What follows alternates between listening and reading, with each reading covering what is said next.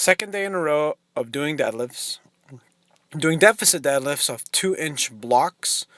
When you have a 2-inch deficit or any type of deficit, it makes you get stronger from the bottom. So it makes you focus on getting better, taking it off the ground the first time, and just forces you kind of a more difficult range of motion because you've increased the range of motion. This is my second day in a row of deadlifting because yesterday I deadlifted 405 and 425 for multiple reps. So today is kind of a lighter day of deadlifting, focusing on accessory muscles, more particularly my lats. Because what I found is that if I really focus on shoulder retraction, bringing my shoulder blades back and squeezing my lats, I can keep the bar closer to my body and getting a more optimal bar path. And then you kind of throw in wearing shoes, which I normally don't wear shoes when I deadlift, so I'm a little higher up. And then I also have the 2-inch blocks. They make it so that I have to pull from a longer range of motion. So this makes me work my lower back a little bit more. It makes me work my thoracic spine a little bit more. Makes me just work harder. And I'm also doing a lot slower. I only go up to 275 pounds, which is pretty light for me. And I also, if you notice, I also use my left. I actually flip my left hand, which I normally don't do. I'm only doing that because I'm trying to make sure I stay fairly balanced in the shoulders, because I don't want to end up doing all these deadlifts and being horribly over imbalanced with my muscle groups.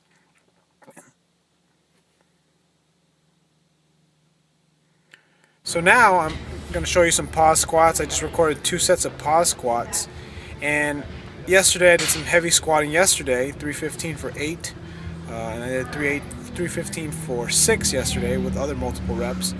But here I got 205, which is close to my body weight. I'm about 199 right now, and I'm just squatting, pausing, and really emphasizing flexibility, my adductors, getting down the bottom of the squat, really pushing my knees out.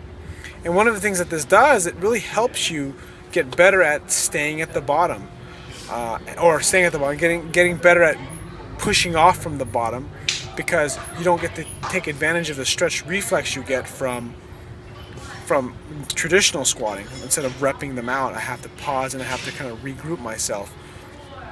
And I also use it as a way to stretch, because I could never hold my body up the way it is without the weight on my body, because I have very, very tight ankles and very tight inner thighs and hamstrings, and this is kind of one way for me to get my mobility in when I'm doing kind of a light squat day. So I use my light squat day as sort of a mobility day. And I always do my squats, well, I try to do them in the morning before my second workout.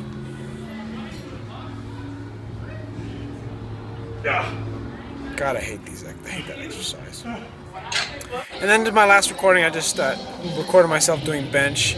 I did 275 for 5 reps on Sunday, and here I'm doing 245 for 5. I did one set of 225 and then one set of 245. I pulled my neck when I was doing some chin-ups earlier, so I kind of focused on just time under tension. I didn't go too fast. And that's what I did.